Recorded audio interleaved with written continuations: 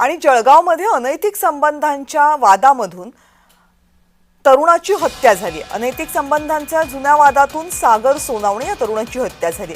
महिलेसोबतच्या अनैतिक संबंधातून 3 तरुणांमध्ये जुना वाद होता। लोखंडी धारदार शस्त्राने वार करून त्याची हत्या केली गेली। एका संशयित आरोपीला अटक करण्यात आले। दुसऱ्याचा शोध सुरू आहे। जळगाव शहरालगत असलेल्या निमखेडी शिवारामध्ये सागर साहेबराव सोनावणे या तरुणाची निर्घृण हत्या करण्यात आल्याची घटना रात्री घडली होती।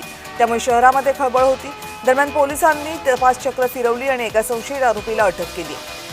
अनैतिक संबंधांमधून सागरचा खून झाल्याचं उघड झालं।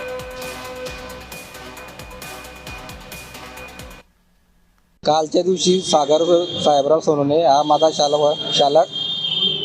चालक होता। तर काल काही थोडा केकवर मागचं जे कारण होतं त्यांची काही झालेली होती, वादविवाद झालेला होता। तर त्यांनी कालच्या दिवशी त्याने कोणताही न विचार करता रात्री म्हणजे 10 ते 10:15 वाजता त्याला खून केला होता।